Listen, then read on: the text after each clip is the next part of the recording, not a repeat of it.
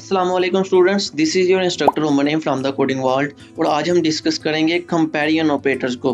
Comparison operator जैसा कि नाम से ही समझ में आ रहा है कि इसमें कुछ कंपेयर हो रहा है। सो प्रोग्रामिंग के अंदर हम वैल्यूज को कंपेयर करने के लिए कंपैरिजन ऑपरेटर का यूज़ करते हैं। इसकी कुछ टाइप्स हैं और वो 6 टाइप्स आपको यहाँ पर नज़र आ रही होंगी। That is equal to operator, not equal to operator, less than, greater than, less than और इक्वल टू, ग्रेटर देन और इक्वल टू। इसका स्टूडेंट्स इक्वल टू का सिंबल है डबल असाइनमेंट ऑपरेटर, जो कि वैल्यूज को चेक करने के लिए यूज करते हैं कि आखिर में ये वैल्यूज इक्वल हैं। अगर इक्वल हो तो ये वैल्यू में आउटपुट देगा ट्रू, अगर नॉट इक्वल टू हो तो ये हमें वैल्यू देगा फॉल्स। अब स्टूडेंट्स प्रोग्रामिंग के अंदर हमें आउटपुट में ट्रू या फॉल्स नहीं मिलेगा, उसके लिए हम एक बूल डाटा टाइप यूज करेंगे, दैट इज स्टोर ट्रू और फॉल्स वैल्यू। और आउटपुट में हमें 1 मिलेगा या 0 मिलेगा। 1 is equal to true and 0 is equal to false. Clear. तो इसी तरह इसकी दूसरी टाइप है नॉट इक्वल टू। मैं इसको रेज कर देता हूँ। Not equal to operator students ये चेक करता है कि आखिर में जो वैल्यूज आप कंपेयर करवा रहे हैं ये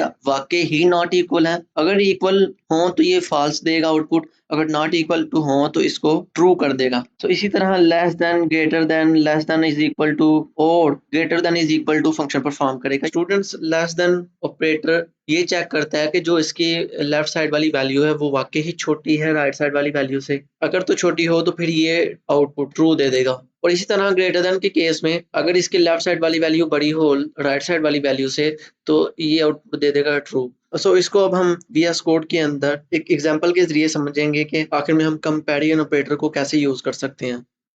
स्टूडेंट्स हम आ गए अपने VS कोड के अंदर। यहाँ पर आप देख सकते हैं कि मैंने एक बेसिक सा प्रोग्राम लिखा है जिसमें कंपैरिजन ऑपरेटर का यूज हो रहा है। ये आप देख सकते हैं यहाँ पर मैंने कंपैरिजन ऑपरेटर का यूज किया। सो प्रोग्राम बेसिकली ये है कि यूजर दो वैल्यूज को एंटर करेगा, num1 एंड num2 को, और उसको पता चल जाएगा कि आखिर में उस इन दो नंबर्स के दरमियान क्या रिलेशन है। मीन्स के ये दो नंबर इक्वल है या नॉट इक्वल है, ये सब कुछ उसको पता चल जाएगा। सो इसको हम पहले रन करते हैं और उसके बाद फिर इसको समझते हैं। स्टूडेंट्स एक बात याद रखें कि मैंने पहले भी डिस्कस किया कि हमें ट्रू या फॉल्स प्रोग्रामिंग के अंदर 1 या 0 से पता चलता है। अगर आउटपुट 1 आए मीन्स के वैल्यू ट्रू है, आउटपुट ट्रू है। अगर 0 आए तो इसका मतलब है फॉल्स।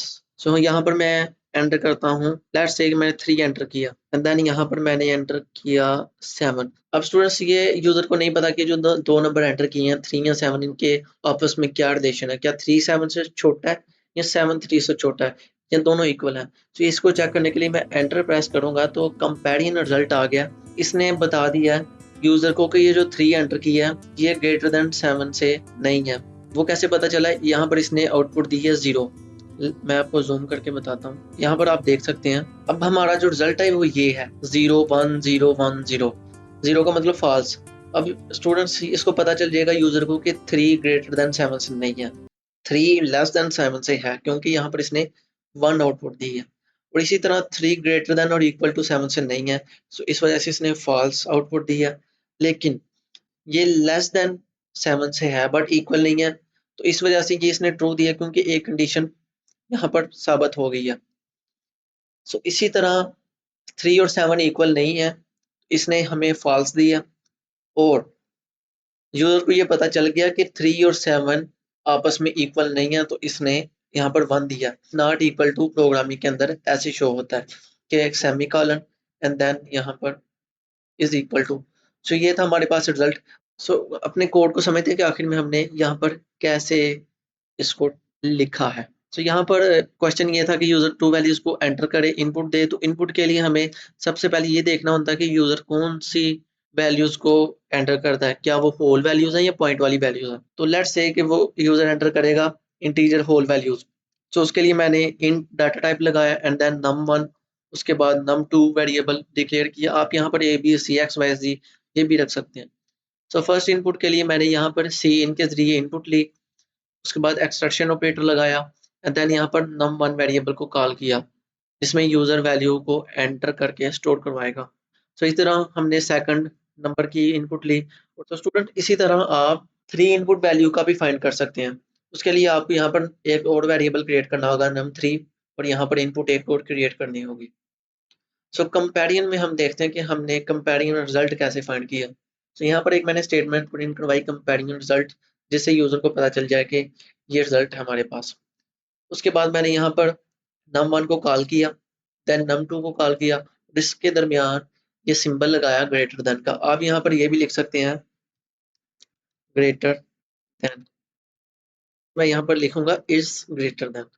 सो ये इसने num2 को कॉल किया कि num2 प्रिंट हो, एंड देन यहाँ पर कॉलन लगाया, और उसके बाद यहाँ पर हमने कंपैरिजन ऑपरेटर यूज किया। कंपैरिजन ऑपरेटर क्या करेगा, इन दो वैल्यूज को जो num1 और num2 हमने एंटर की थी, वो ये बताएगा कि ये ग्रेटर देन है या लेस देन है। अगर यहाँ पर मैंने ग्रेटर देन का साइन लगाया तो यहाँ पर मुझे 0 इसने आउटपुट दी, और इसी तरह मैं यहाँ पर लिख देता हूँ इज लेस देन। आप यहाँ पर ये साइन भी लिख सकते हैं, और ये लेस देन ग्रेटर देन ये वर्ड भी लिख सकते हैं। तो स्टूडेंट्स यहाँ पर इसी तरह num1 को कॉल करेंगे, num2 को कॉल करेंगे, एंड देन यहाँ पर कंपैरिजन ऑपरेटर लगा देंगे। कंपैरिजन ऑपरेटर हम उस टाइप का यूज करेंगे जिस टाइप की हमें आउटपुट चाहिए। मींस कि हमने अगर इन वैल्यूज को चेक करना था कि लेस देन है वाकई में, तो हम यहाँ पर लेस देन लगाएंगे। अगर लेस देन ना हुई तो यहाँ पर 0 आ जाएगा, और अगर ग्रेटर देन ना हुई तो यहाँ पर 0 आ जाएगा। ये वाली स्टेटमेंट भी ऐसे हमने प्रिंट करवाई, इसी तरह ये वाली स्टेटमेंट, और ये सब स्टेटमेंट हमने ऐसे प्रिंट करवाई। पहले हम नंबर 1 को कॉल करेंगे, फिर num2 को कॉल करेंगे, एंड देन यहाँ पर हम कंपैरिजन ऑपरेटर अप्लाई करेंगे। सो इसको अब हम दोबारा से रन करते हैं। सो यहाँ पर हम वैल्यू एंटर करेंगे। सो यहाँ पर अब मैंने लिखा था इज ग्रेटर देन और लेस देन, तो ये हमें बताएगा। इसको मैं कमेंट कर देता हूँ ताकि ये प्रिंट ना हो। फिर हम इसको दोबारा से रन करेंगे।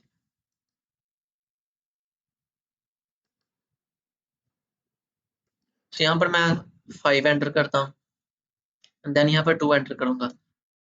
सो यहाँ पर आप देख सकते हैं कि मैंने 5 और 2 एंटर किया, एंड देन यहाँ पर इसने बता दिया कि 5 इज ग्रेटर देन 2, तो 1 का मतलब है यस, यस 5 ग्रेटर देन 2। सो यहाँ पर फिर से पूछा कि 5 इज लेस देन 2, इसने बता दिया 0 कि नहीं। सो उम्मीद करता हूँ कि आपको कंपैरिजन ऑपरेटर की अंडरस्टैंडिंग हो गई होगी कि आखिर में कंपैरिजन ऑपरेटर कैसे यूज करते हैं।